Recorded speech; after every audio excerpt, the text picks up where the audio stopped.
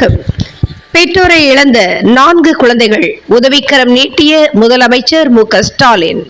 கள்ளக்குறிச்சி மாவட்டம் சங்கராபுரம் அருகே பூட்டை கிராமத்தில் பெற்றோரை இழந்த 4 குழந்தைகள் வாழ்வை தொடர அரசின் உதவியை எதிர்நோக்கிய நிலையில் முதலமைச்சரின் கவனத்திற்கு சென்றுள்ளது.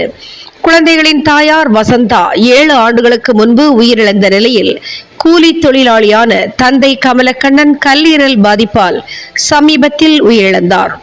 குடும்ப சூழலால் மூத்த மகள் லாவண்யா 1ஆம் ஆண்டுடன் பொறியியல் படிப்பை நிறுத்திவிட்டு கோவையில் வேலை செய்கின்றார்.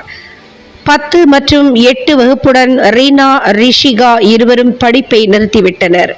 கடைசி மகன் அபினேஷ் மட்டும் அங்குள்ள பள்ளியில் 8ஆம் வகுப்பு படித்து வருகிறார். தந்தை கமலக்கண்ணன் உடலை அடக்கம் செய்ய இறுதிச் சடங்கிற்கு கூட பணம் இல்லாததால் ஊர் மக்கள் ஒன்று கூடி பணம் திரட்டி இறுதிச் சடங்கு செய்துள்ளார்கள். இந்த நிலையில் பெற்றோரை இழந்து அரசின் உதவியை எதிர்நோக்கிய குழந்தைகளிடம் முதலமைச்சர் மு க ஸ்டாலின் தொலைபேசி மூலம் பேசி ஆறுதல் கூறியதுடன் தேவையான உதவிகள் செய்ய மாவட்ட ஆட்சியருக்கு உத்தரவிட்டுள்ளதாகவும் கூறியுள்ளார்.